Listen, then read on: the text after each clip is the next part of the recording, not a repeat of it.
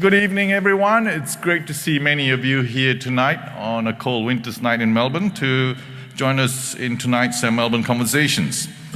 I'd like to also welcome tonight to this panel Alice Pung, who is the moderator, who is also a lawyer and author, and she will introduce the details of the other panelists. We have Leah Hobson, who from the Federation of Disability Organizations. We have Murray Turner, who's come all the way in from Perth, who is a writer. And we have David Newell Vincent, who is an advocate for refugees and also for the Sudanese community. And ladies and gentlemen, good evening. My name is Councillor Ken Ong from the City of Melbourne, and it is a great pleasure to be here again to introduce tonight's Melbourne Conversations. The topic being shedding light on how we read the world. For most of us, when we think about reading, we think of using as an act of using our eyes and taking in the information in front of us. But tonight we will explore that reading can be a lot more than that. I would now invite Alice, who will be the MC, to lead the conversations, to get it underway and to introduce the fellow panelists. Thank you all for coming tonight, and I hope you enjoy the evening.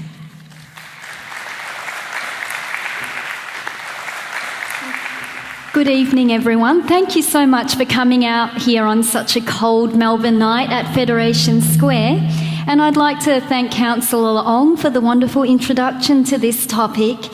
Now, the format of this evening is because it's Melbourne Conversations, we're actually going to have a conversation. So I'll speak briefly and have a conversation with each one of our panellists in turn, Leah, David and Murray, and then I'll invite the audience to ask questions. Now this year, as some of you may know, is the National Year of Reading, and it involves a lot of talks about books and about writers and about the writing process and about things that you've read. And I know about this because of the Writers' Festivals that are coming up. And what I wanted to do when I was asked by Jeff Taylor to curate this event was I didn't want to get three authors up here to talk about books that they've read and what meaning they derive from reading. And what I wanted to do is to curate this special panel called Shedding Light on How We Read the World, because it has personal significance to me. Each one of these panellists are people I admire greatly and are my friends as well. And also because in a city as cultured as Melbourne, the UNESCO City of Literature, sometimes we can get locked into a prism of thinking that reading is all about books and it's all about texts and articles and the New York Times. Reading to me has never, ever always been about words on a page, or only that. I grew up with two very different parents. So my father read Chinese literature and the poems of Mao Zedong and Lewis Carroll, which is how I got my name. But my other parent, my mother, she can't read and write. So the only literature we saw her ever reading in the house were the Safeway and Byler ads that we got into our mailbox every week. She spent a lot of time working in the back shed, so she can't speak very much English. And an extraordinary thing about her is, even though she can't read text, she can read faces very well. So in childhood, she would look at someone and she'd say, "That friend of yours is dodgy." And we would learn the hard way. So that's how my mother read. She can drive a car 45 minutes away by visual cues alone to get to work from where she lives to Springvale, and she sees the world in clear and remarkable ways. So I personally know there's a world of difference between the literate and the illiterate, a real difference in seeing the world. Just the other week, there was a guy crossing the road with earphones on, and he was looking at his iPad, and I was thinking, not his iPad, his iPhone. I was wonder what he's listening to. I wonder what he's reading. And my mother looked at him, and she said, "Oh, look at that stupid guy. He's got every single sense blocked up." And I thought, yeah, she sees things clearer than I do. So tonight we're going to be talking about reading the world differently with our senses. Reading is not all about looking at words on a screen. It's about seeing the world around us and about the ears and touch and taste and smell. This is how we read the world. And my first guest is a very dear friend of mine, two dear friends actually, Leah Hobson and her guide dog Allie. And I've known Leah for 13 years now. We met when we were 18 in Sydney, and she's one of my closest friends. We've been at workplace meetings together as Leah has acted as the Chief Executive Officer of the Australian Federation of Disability Organisations. She's presented at Senate estimates and was previously a National Policy Officer for Blind Citizens Australia. She is highly experienced in disability advocacy at a national level, and this covers a whole range of things, social policy areas which include human services, income support, transport, education, employment and human rights. Now, the first question that I'm going to ask Leah, and probably that most people are curious about, is what do you actually see, Leah? I can see Alice's face because she's sitting very close, but perhaps I'd have trouble with your facial expressions. When I look out at the crowd tonight, I can sort of tell that there's people in the audience, but I can't see any one individual person. And because I have a hearing impairment, I also can't actually pick up any cues like, the sound of people murmuring earlier on, or perhaps coughing that there might be going on. So it's great for me. I feel like I'm talking to an empty room. And so what I am seeing in the room is light. To me, I can see the lights above at the back, and so this room just looks like a nice constellation of stars, which is a good way. Oh, how beautiful. Now, you told me once, Leah, that you see multiples of things in each. Can you describe that? Yeah, so because I was born totally blind and I had operations to give me some vision, my vision didn't develop in the way that most people does. So I actually see two separate two-dimensional images of the same thing, sort of from different angles. My brain doesn't overlap the images to form one 3D version. So when I'm looking at Alice, I see two Alices from slightly different angles. Oh, wow. And are they joined together, or no, are they separate? No, not at all. They're separate. Oh. So in one eye I can see sort of the green of something behind us, and in the other I can see a bit over to where the steps and the people are. And your peripheral vision, we did this once, seems further than my peripheral vision. You can see more. In some ways, you see more than I do. In some ways. It also depends on whether I'm tired or stressed, because I have nystagmus, which makes my eyes wobble a bit. So sometimes the image I see is stable and sometimes it's not. And all of that means that I do a lot of, in terms of the way I read large print. Mm-hmm. And sometimes I read things that other people wouldn't, because I'm hearing impaired. I read captions on TV, and I sit very close to do that. But I can't read street signs, and I can't read the prices at the supermarket. And I have trouble sometimes reading labels in shops, and I certainly can't read print documents very well. So instead I read them in different ways. Now, one interesting thing, Leah, when people see you sitting in a cafe and you're holding an iPad and looking at it, and they see a guide dog, that brings a really strange reaction. Can you tell us about your reading technologies that you use? A lot of people are surprised. In fact, I was in Sydney last week and standing at Town Hall Station waiting to meet someone, and I was using my iPhone to text, but I had it up here, and I have very, very large print on the iPhone. I've got the accessibility settings up high. And this woman came up to me and said, "How are you doing that?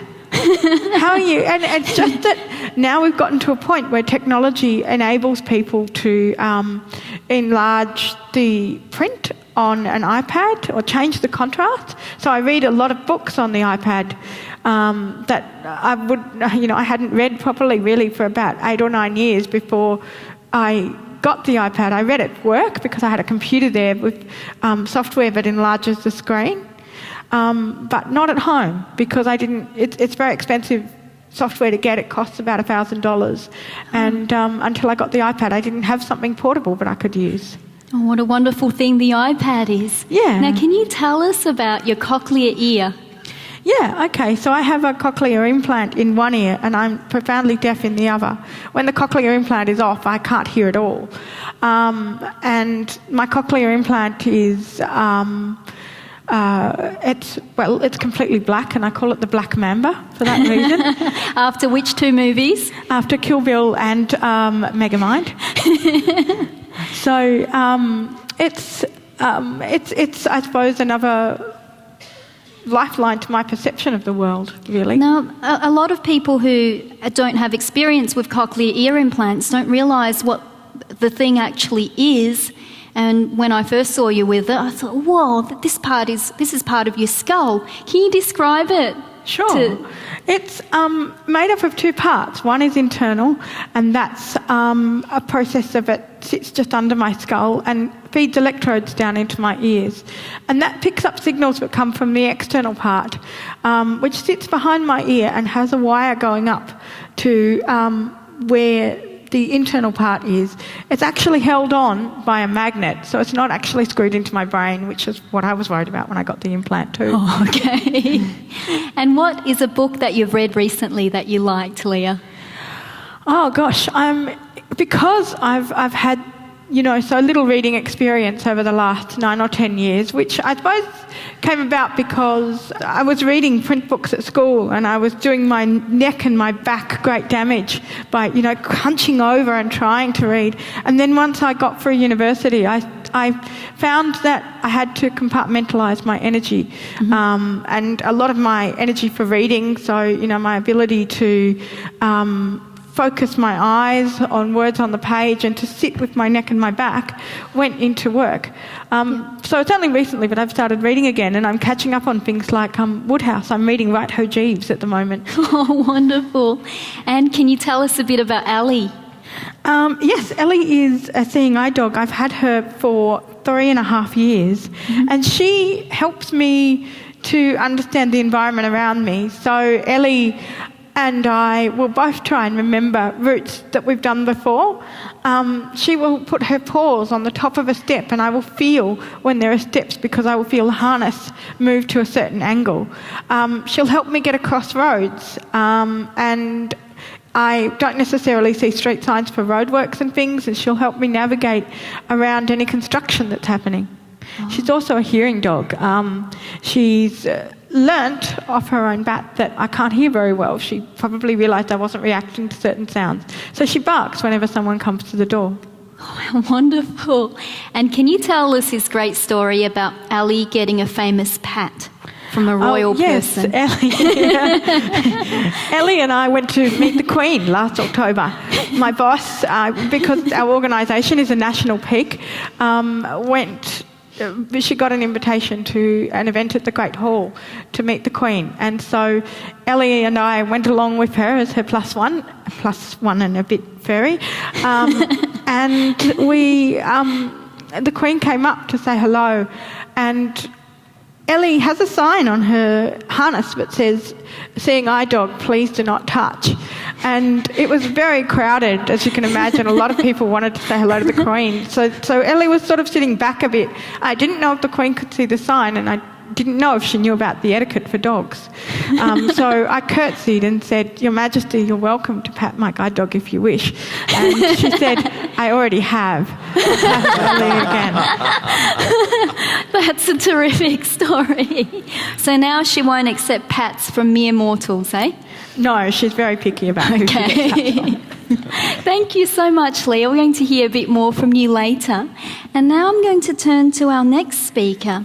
Now, our next guest, I'm going to talk a little bit about writing now, because reading isn't about looking at books. Talking is not writing. There's a big difference. Most of us can talk. And because we talk, we think, writing is easy work because we can transcribe what we say down. But writing, if you think about it, and if you think about it deeply, it's not about putting down words. It's about putting down thoughts.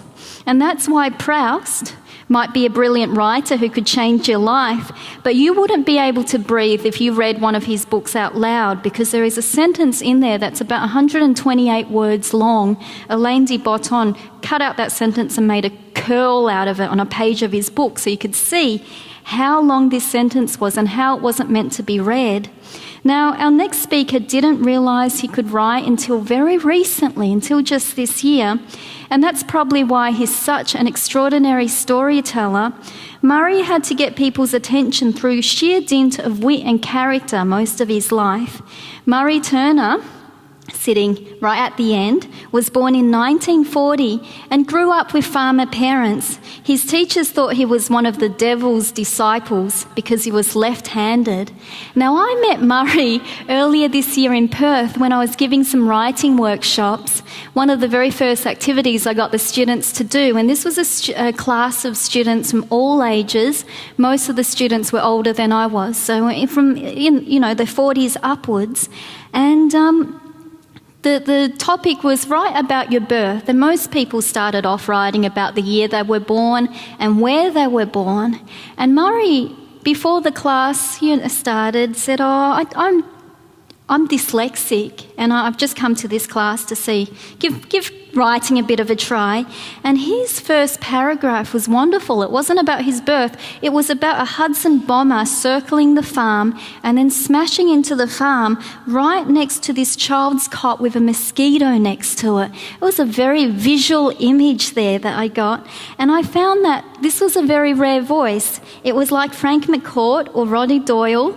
And I just felt we had to fly him and his wife Patricia to all the way for this from Perth. So Murray is 72 years old and just beginning to write a book.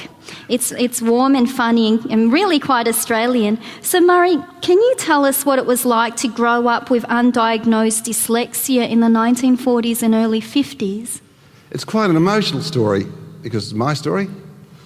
The story that I was writing is actually about a dyslexic kid, me. Now, there's people out there in the audience that will say, don't believe in dyslexia, no such thing. That's all right, my mum was too.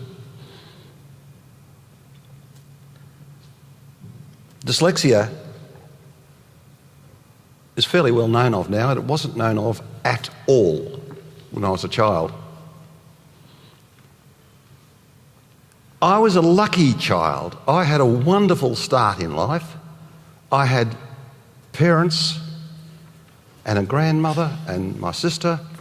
We were brought up on a farm in Langwarrin. We had music. We had people from opera. We had wonderful evenings around the piano. And I had a very idyllic upbringing until I was 5. Then I started school. Things weren't so good. When I started school, I started off with bullying and derision and persecution of every type that one kid can play on another. Mainly because my parents had brought me up to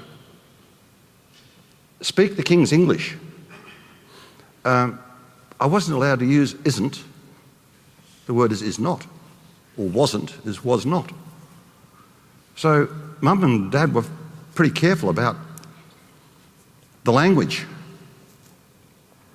And for that reason, I was picked on at school.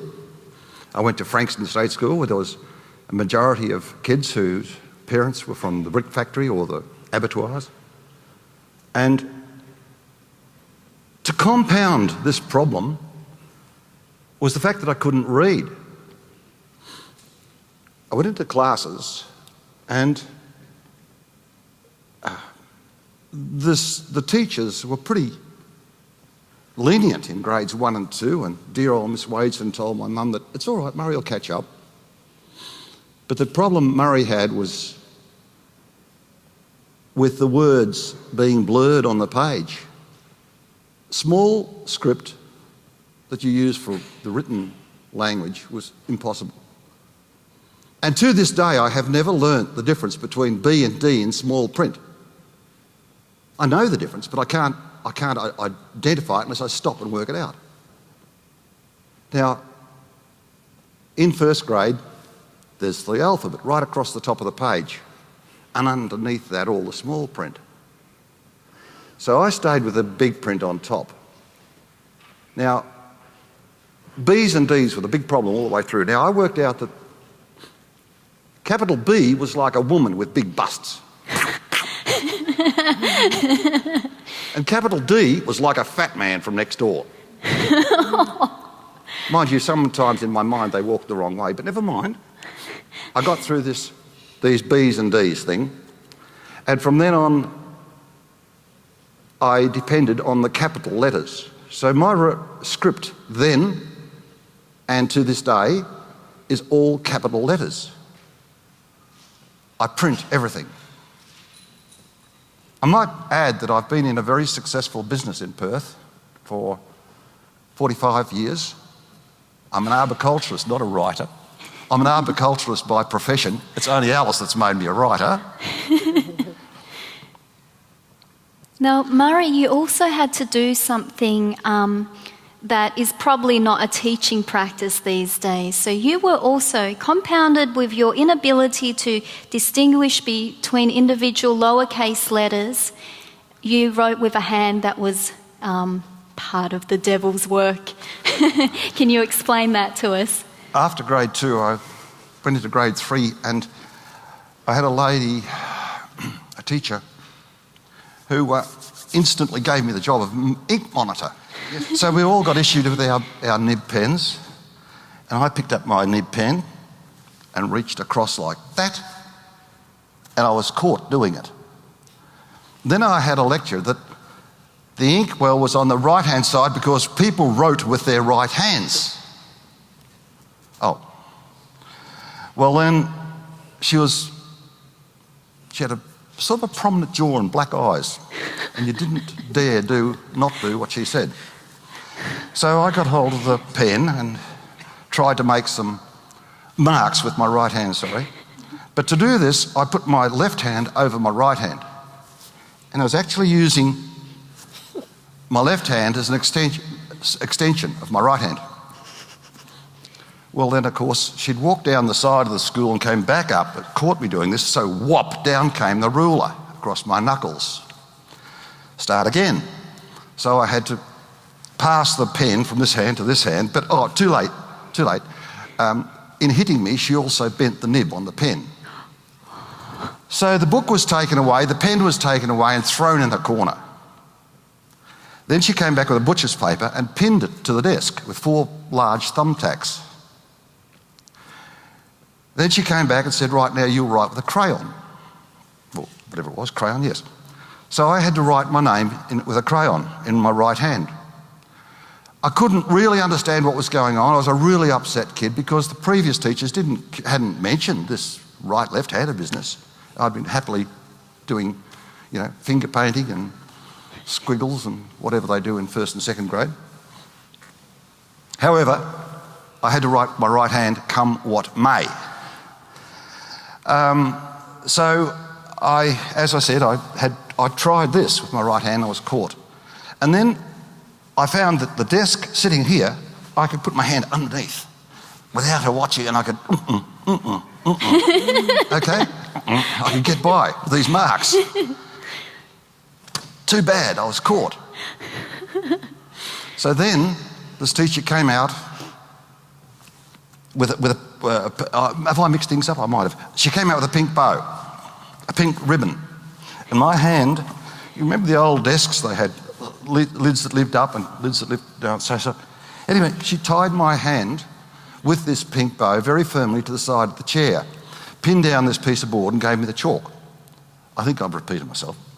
Anyway, I had to sit there and write with that, continually write my name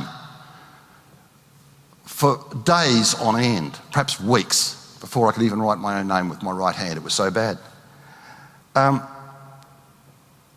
Eventually she came back and just pulled it off, the paper off the desk, and threw my book away, and I had to certainly make marks on the page for the rest of that year with my right hand. And when my mother and father came in, she was proudly able to announce that she had solved one big problem. She had broken Murray of that problem of being left-handed. Now my mother, who was a gentle Christian person, said, hadn't looked on it as a problem. "Oh, hadn't you?" she said. "I will not have the devil's disciple in my class." That's me. Oh, Murray, you are such a natural-born storyteller. The way you see things, you remembered her hair, her eyes, her beaky nose, the way your hand was tied behind your back. These are the things that the more we read through text, the more we spend with our technologies. Ironically, iPads have opened up Leah's world in countless wonderful ways, but they've narrowed the worlds for a lot of young adults and a lot of school children, in that they're going to be missing this wonderful storytelling ability. And it was not until adulthood that Murray discovered there was a name for his problems, and he's very kindly printed out the World Federation of Neurologists' definition of dyslexia. So in 1968 there was a definition, and it is a disorder in children who, despite conventional classroom experience, fail to attain the language skills of reading, writing and spelling commensurate with their intellectual abilities. Now, Murray's problem with deciphering and producing written script is referred to also as dysgraphia, a child's difficulty in holding and controlling a pencil so the correct markings can be made on the paper. This was, of course, before computerisation. And so this is Murray's story, and we're going to hear more from Murray later. Our next writer, and David is also a writer. David, you know, I thought I had it tough. I grew up in Braybrook. There's never been a library in Braybrook. There's never been a bookshop. But our next guest learnt to read and write without an iPad, without novels, and his stationery, the things that he used, were literally blown away every evening because his schooling was conducted underneath a tree. David Newell Vincent is a Victorian Human Rights Youth Ambassador and a People of Australia Ambassador. Last year, the Age newspaper named David as one of the 100 most influential people in Victoria. He's also helped set up the Western Tigers, which is an all-Sudanese football team. Now, David graduated from the University of Melbourne with a degree in political science, and this is extraordinary when you consider David's background. He's one of the lost boys of Sudan, and he had two types of education. So he had education underneath that tree when he was in a Kenyan refugee camp, but he also had military training when he was 12 years old. And his upcoming book, The Boy Who Wouldn't Die, which is published by Allen and Unwin, shares the plight of these boys. It is a great honour to have you with us, David. Now, David, we talked about this last week, but can you tell us why learning outdoors is good for your memory? As Alice mentioned, first of all, I just want to say I'm actually not a writer. I still consider myself not a writer yet. But learning to me, the process and how I came how to read and how to write was I set myself a goal when I was in the camp. We had no books. We had not even qualified teachers or anything at all. But inside me, I had a desire of wanting to read and write. And I set myself a goal. And the reason why I wanted to read and write was because in the camp there was church, which is a good thing. So I go to church, and I can see the priest reading the Bible every day. And I got so deep into the stories, and I told myself I wanted to learn how to read and write so I can read the Bible. So I got out myself that little goal. The problem here was that in the camp we had no teachers and no schools. And then all of a sudden, so we had a conversation among ourselves. And my first school, we first started among ourselves was under a tree where we would sit down under a tree. And someone among us who could pretend to be a teacher would teach us whatever they know. And so we became the teachers of ourselves. So if I know anything, and in that case, in my case, I knew nothing at all, so I was at the receiving end all the time. So I was afraid to be kicked out from my group, the literary study group that I had, but I had to work hard to make sure that I can actually contribute. So my learning or my writing started under the tree, where we sit under the tree, and whoever has something to teach us that day will stand up and say, okay, this is what we are going to learn. And so you clear the floor, and that's your textbook, and that's your book, and you start writing. What that did was that it taught me how to cram. I can see things, and I can print them into my head, and I can come back, because I can't take notes home. So that's how I started to write. Oh, that's wonderful, David. Can you tell us about any memorable classes that teachers gave you? Because you said people had to share what they knew. What are some interesting things that people taught you? The first thing was for me to learn the alphabet. Was very difficult, and that's how the reading has to start there. And so when we sit around a circle, we have to, someone like Mari can start a word, he can start B, a letter B, and then I could add another word, and so it goes on. So that's the game that actually taught me how to write and read. And you also learnt through singing as well. Yes. So when I first, the teacher was teaching us the alphabets, and I couldn't get it. I guess I was too slow in the class, and one day I went to the teacher and said, I really want to learn how to say my alphabet, to recite them and to write them. And he was very good, and he said, all right, let's start with the singing. So the singing goes, A, B, C, D, E, F, G, H, I, J, K, L, M, N, O, P, Q, R, S, T, U, V, W, X, Y, Z, X, Y, Z. Gosh, I was so amazed when I sang that, and they said, all right, so that's your first exercise, sing that. So I couldn't sleep all night, so I was just singing my A, B, C, D. The next day, I came and I said, I can sing. And I said, all right, let's start writing now. When we started writing, that's where the problem became. And I was pretty good at writing that, but I had a problem writing the numerics, 1, 2, 3, and I had a huge problem writing a letter 8. And I remember, until now, I have a scar on my finger where the teacher got so frustrated with me, and he took literally my hand and like over 3 minutes just sort of cycling 8 until it bled. So I went home again, and so I had to do it over again. So that's how I learned. And you learnt to write the figure 8, and now you have the scar to show it. That's really interesting, because if you turn the 8 around, it's an infinity sign, isn't it? Yes. So, David, can you tell me about you said that you developed this passion to learn to read and write from the Bible. Do you have any favourite Bible passages that you've, one of the first passages that you learnt, or something that you memorised when you were learning? That was your textbook, wasn't it? Yes, so because we didn't have libraries or anything, and I set my goal to read a Bible. So when I started to not read very well, but I started to read a little bit and understand some sentence, then I ended up picking up a Bible. I actually read Bible from cover to cover, just as a storybook.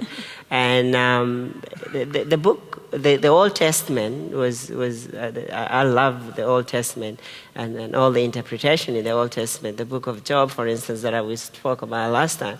So to me, I read it just like a novel, like a storybook to me. So it wasn't more like being very die-hard Christian and wanted to my faith. It was more like I wanted to read the stories in there.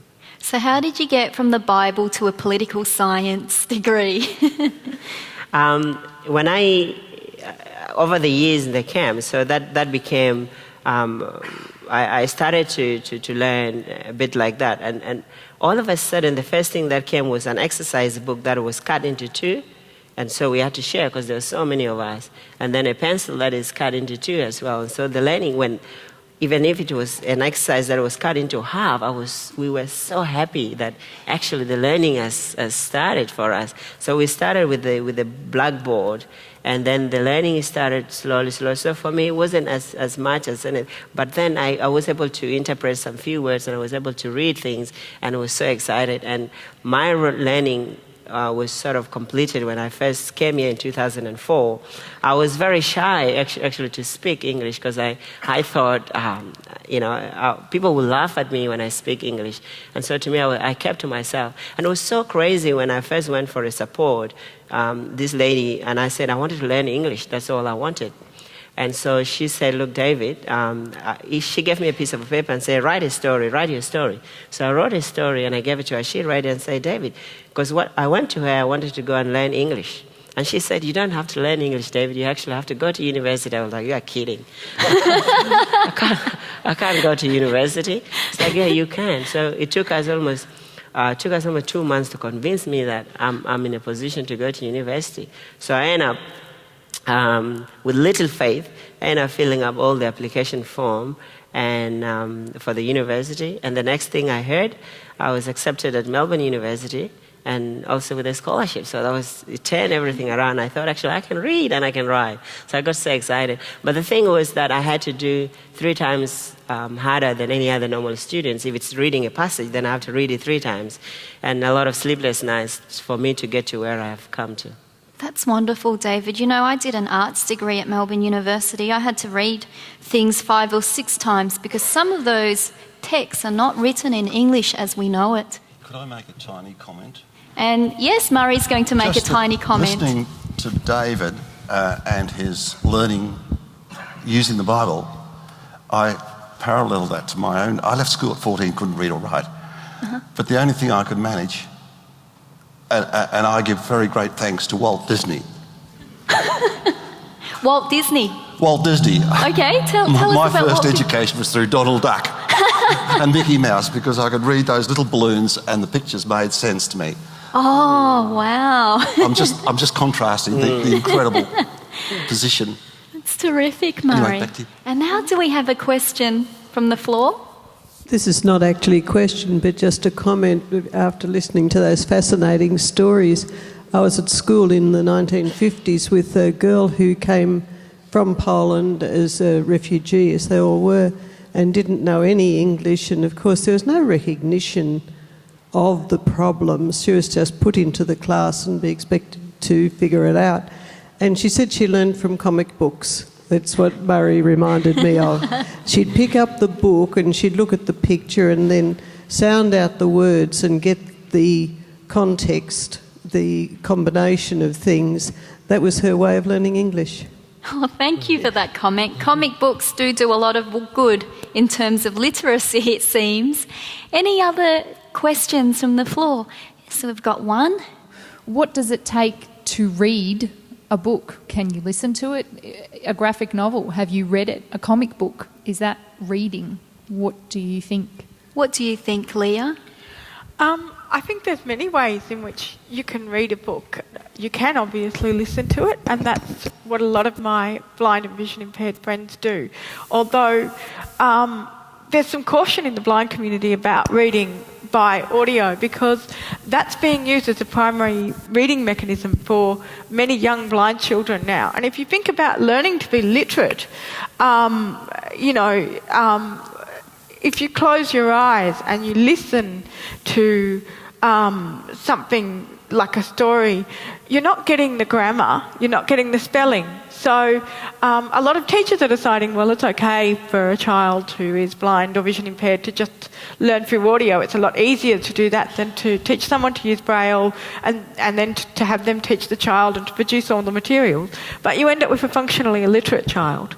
So while there are many different ways to read text, it's important that we understand what the impact of that is.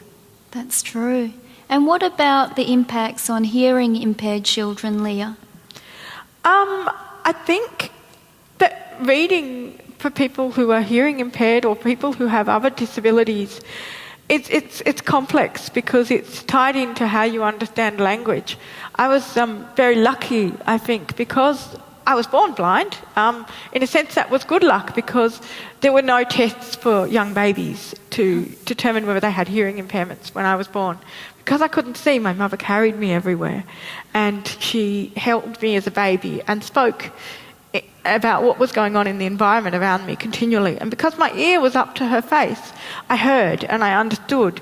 And so it made it a lot easier for me to learn to read because I'd already picked up spoken language. And for a lot of children with hearing impairment, that's a huge problem.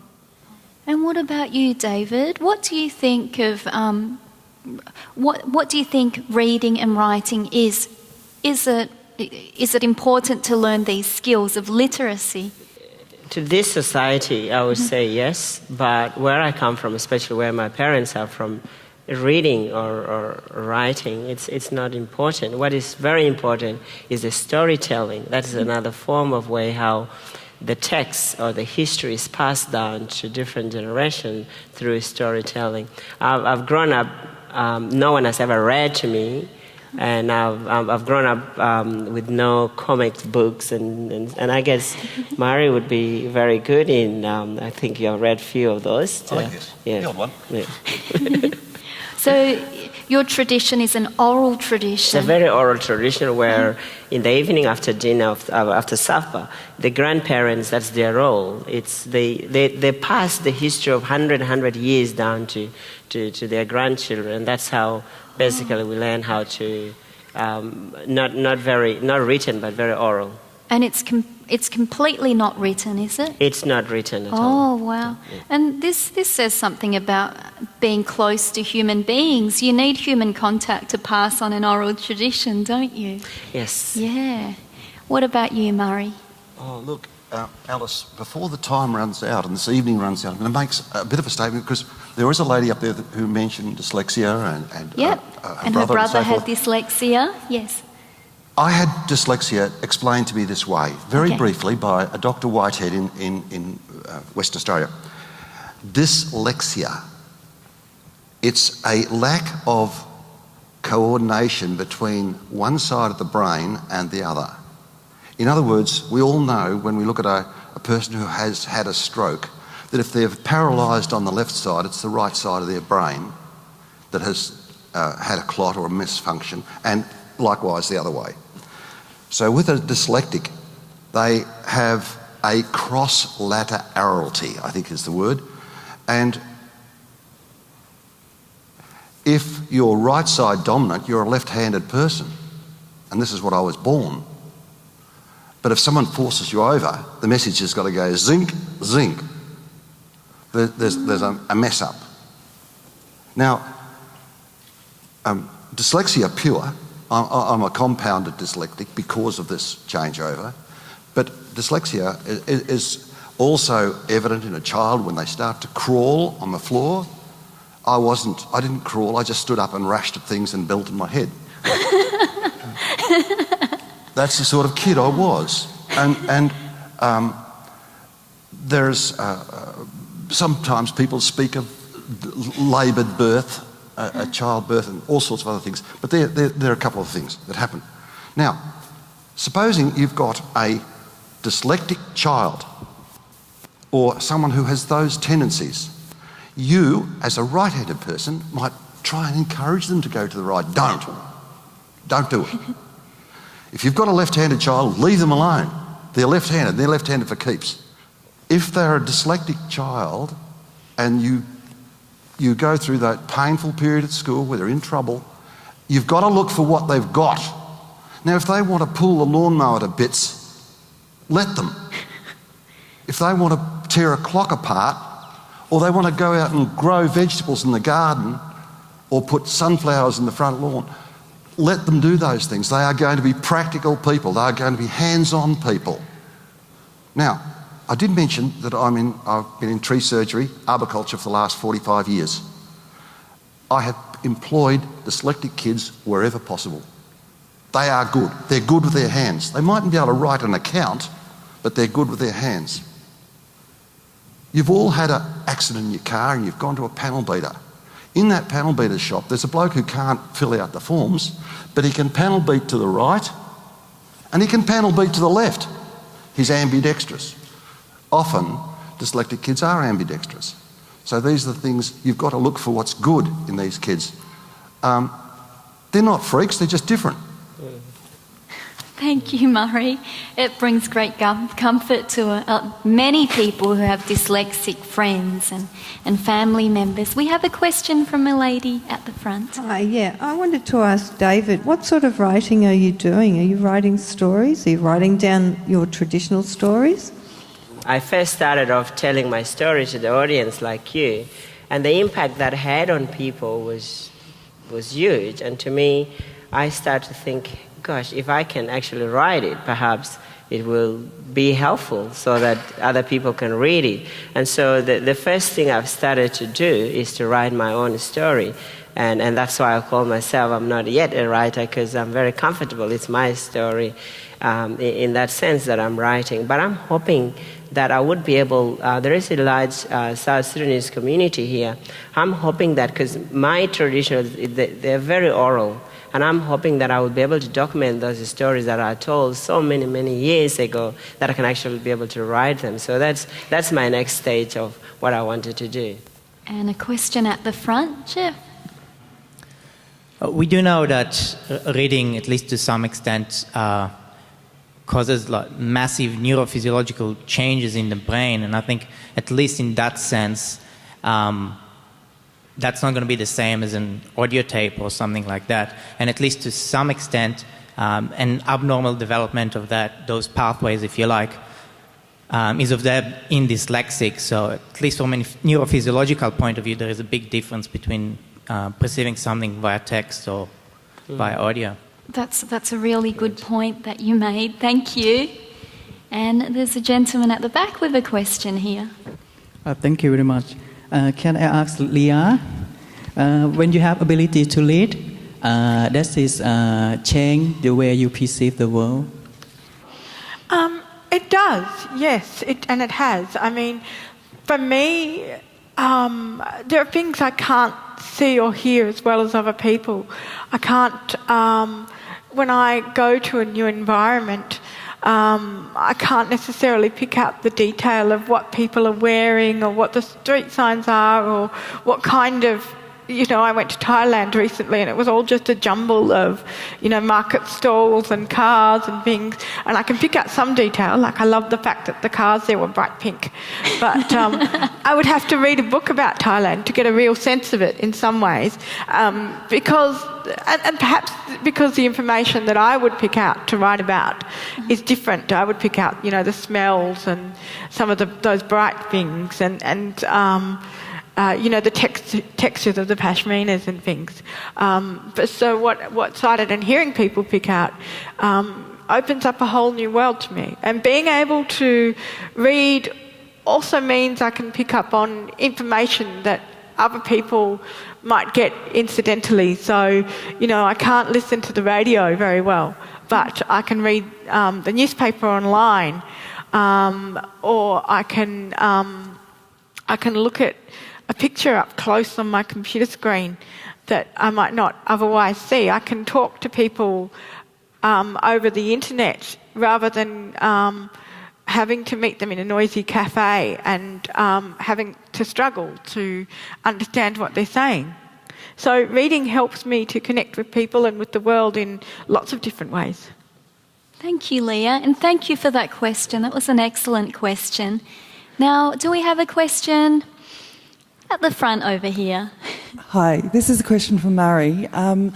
What has it been like for you about your journey of discovery about dyslexia from being an unknown to being a known? And from what I've read about it, there's also, I might be getting my terminology wrong, but the numeracy for myalexia as well. I got right through a traumatic childhood in state school, Frankston Primary School, and then briefly in Frankston High School, and then ridiculously at Essendon Grammar School. I'm being a bit facetious. It's a very good school, Essendon Grammar School, but I was no way near going to a grammar school for the last 12 months of my education because I still couldn't read or write when I got there, and they were giving me trigonometry, geometry and algebra and stuff that was way beyond me. So that gets me through to the age of 14. When I left school, and my mother and father said, look, Murray's a very nice boy, he speaks very nicely and he's very polite and he'll make a good farmhand. that was where my education was to sort of go. So at that age, I had an interest in dance and theatre, and I did ballroom, Latin, American, and right through to rock and roll and eventually classical ballet. It's a bit hard to take in one breath, but that's the truth. It wasn't until after I got married to my first wife that, and went to Western Australia and met this Dr. Whitehead. I was 26 years of age before I knew I'd ever heard the word dyslexia. I was 26, and it was a relief to me to find out that there was a name for my condition. I wasn't just a slow or a nincompoop or a dropout or all the things I'd been called all my life. That there was a reason. And once I heard the word dyslexia and got over that hump, as it were, I was able to absolutely fly for the rest of my life. I ran a very successful business, employed most of my university student mates, and I had a very successful business for 45 odd years. So the knowledge just got me over that hump. And of course, I've always had very cooperative women in my life that have helped me no end, including my wife to this day, and my cousins who helped me during my theatre years with scripts, reading the scripts to me, and I could hear them and sort of follow the words, and I could get over those problems. So, is that sort of answered your question? What also a parallel with all of your personal groups helping out, the acceptance from a wider community and understanding what it's like? I was too late. I was born too early to have the advantage of electronic media. I'm completely illiterate computer-wise. Again, I've got a wonderful wife that looks after those things, and the same son helped me for a long time too, with all that sort of stuff. So today, I appreciate that it's very different. It's people can pick it up more quickly, and I hope it's handled more sympathetically than it was in my day. There's a huge number of associated conditions that are all come under the banner of dyslexia, and ADHD is sort of on a branch. And hyperactivity and all sorts of other things are out there in various directions. The most important thing is that you realise it's the brain function thing, that we're not abnormal, we're not freaks, we just think differently. I hope that answers it. That's a wonderful answer, Murray. Thank you. And we have quite a few questions from the back now, so we'll move up the back. Hello, my question is for Leah. Leah, I was just wondering if you could tell me a little bit more about the use of an iPad. I have an aunt who's going blind. She's, almost totally blind, and she reads with a very, very strong magnifying glass on one or two words at a time, and it's really becoming quite inadequate. It doesn't work for her anymore. I was just wondering if you thought an iPad, if you could tell me how that works, and do you think that would be a good idea? I think it depends in part how computer literate your aunt is to start with, but certainly you can get either iPads, which are good, and I suppose I'm specifically mentioning them as opposed to other tablets because they have software inbuilt that both makes the screen bigger if you tap it in a certain way or if you move your fingers in a certain way. Some programs have the ability to make the print the font sizes much bigger in them, so a lot of the ebook programs do that. And iPads also have inbuilt software that allow a person to turn on speech that will read out what's on the screen. So you can feel your way around the icons and it will tell you what the icons are. And if you open up a web page or a book, it will read out what's on the screen. But there are many other ways in which you can get access to similar software for computers and for phones and for other electronic devices. Thanks, Leah. Does that answer your question? Thank you. And we have another question at the back, don't we? All of you have had enormous difficulties in your learning and gaining an education. My question is to each of the panel members is that what sort of characteristics do you think you had to overcome the challenges that you needed to overcome to achieve what you have achieved? I'd really like to know that from each of you, one or two things that you imbibed or instilled or I suppose utilised to overcome those major challenges in each of your lives. Well, why don't we start with David? I was very unfortunate, the circumstances that I grew up in, and so there wasn't much around me, and there was that drive of me wanting to learn, and so to me there was one thing. I was very determined to learn how to read, and there wasn't anything that is going to stop me, either by that teacher sort of hurting my finger. That I saw, I didn't see it as if it's a punishment or a form or so. So for me it was that determination of wanting to learn and read. When I grew up, I guess my parents didn't tell me the importance of reading and writing, and that is the culture where I grew up.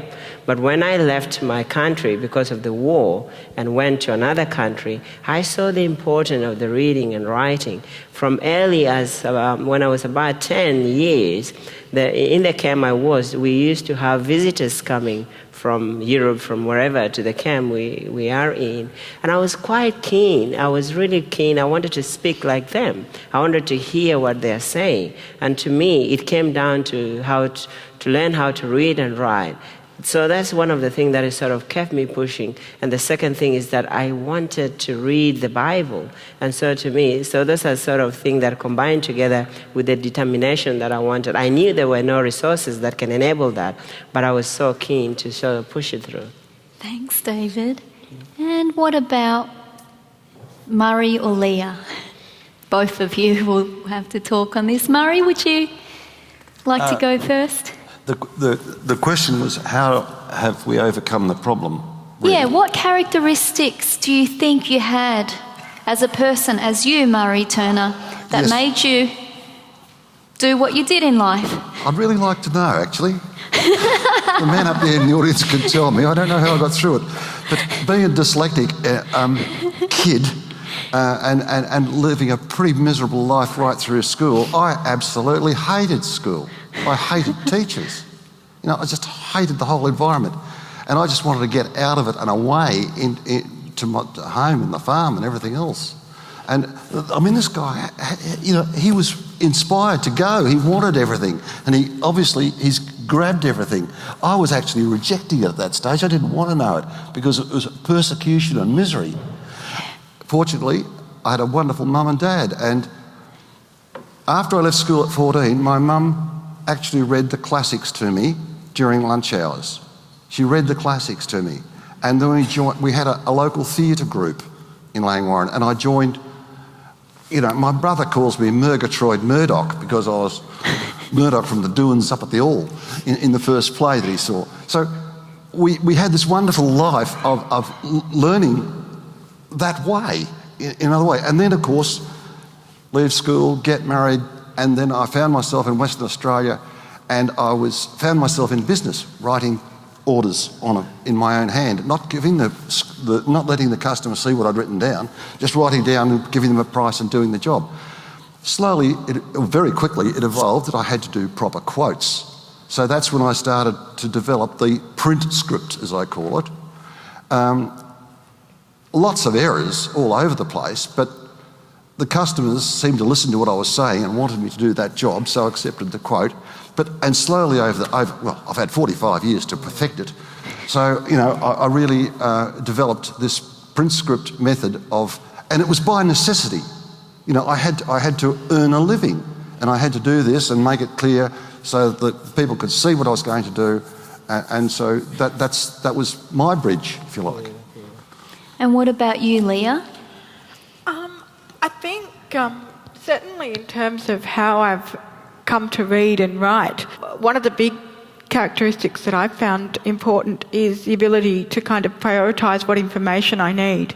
I can't really skim read, and in my work especially that's a particular problem because, I do a lot of reading of policy documents and reports and of legislation, and if you can't skim a 300-page or a 1,000-page report, and some of these land on my desk, you have to be really, really good at prioritising and rationalising, and also being at peace with knowing that you're not going to ever know everything. And I suppose the other thing about that, not being able to skim and not being able to find your place very quickly in large documents, you have to have a good memory. I have to remember the base facts of what I've read, and I also have to be able to memorise speeches when I go and do public presentations for work, because for me to be able to read out something like, off the page like Alice has been doing tonight, I'd have to have it up here, and that doesn't make for a very, engaging speech. It certainly doesn't make for an entertaining one. So often I will remember the key points, and I'll learn to ad-lib and to inject some improvisation into what I'm saying, especially if it's a long speech. The longest I've tried is about 45 minutes, and I can remember most of what I need to say for that length of time. Wow. And we have some other questions. Where has the microphone gone to now? Hello, my name's Kate and I'm a teacher. I'm a kind teacher. And I occasionally come across students who are reluctant to read. They tell me that they don't enjoy reading. So I was wondering if you could all, including you, Alice, provide some advice about how students who are reluctant to read could enjoy reading. Thank you so much for that question. Time is getting on, so unfortunately that will be the last question for the evening. And fortunately it's an excellent question. Who would like to start first about how you can inspire the love of reading in students? Give them more Walt Disney. That's terrific, Murray. What kind of Walt Disney? The cartoons? Oh, yes, of course. I don't mean to be flippant in saying that, but I am most sincere in saying that, because a lot of the early Walt Disney, Donald Duck comics, they had the cartoon. In fact, Donald and Huey, Dewey and Louie and their rich uncle went to visit the South America in a comic. And I remember reading this story in great detail about all that happened, and the Incas and the buildings, and they had everything drawn on the... 40 years later, I realised it's a real place. What about you, David? What words would you give to students? I think it's about discovering what are they interested in. If you discover that, even if it's playing footy, then give them in a form of text and they will read it because they're interested in it. So it's about you working it out with those students. Once you know what they are interested in it, then give them in a form of a text and tell you what they will read it. And I'd just like to add that David has started a Sudanese football club too. So he's not just all about reading. And Leah? Show them that reading is about understanding voices. For me, my experience has been that when I lost my hearing and suddenly I found myself unable to hear at all, and I had to use, I didn't know I was going to get a cochlear implant, my world became very text-based, and I began to see writing as a way of expressing one's voice, and it's why I've taken the path to get into policy work and into work that involves writing and reading, because it's about understanding our world through our written voices. And I think if students understand that writing is at the core the human experience, they become passionate about it. Thank you, Leah. So I became interested in books because of my father. Now, we grew up in Braybrook in this concrete house, and there were factories around. So it wasn't an environment where you feel inspired to read Shakespeare, but in my adolescence I did. And that all started because my father had these books called Journey to the Middle Kingdom, I think, And it was about the journey of Monkey and his friend the monk and his 2 other friends. And it's a Chinese classical text. And he brought us these books and he'd read to us every evening.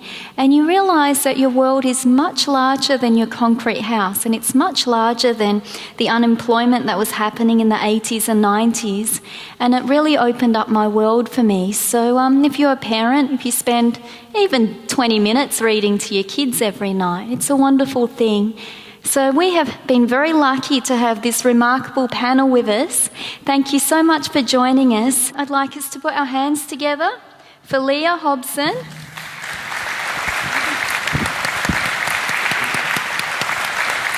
And for David Newell-Vincent.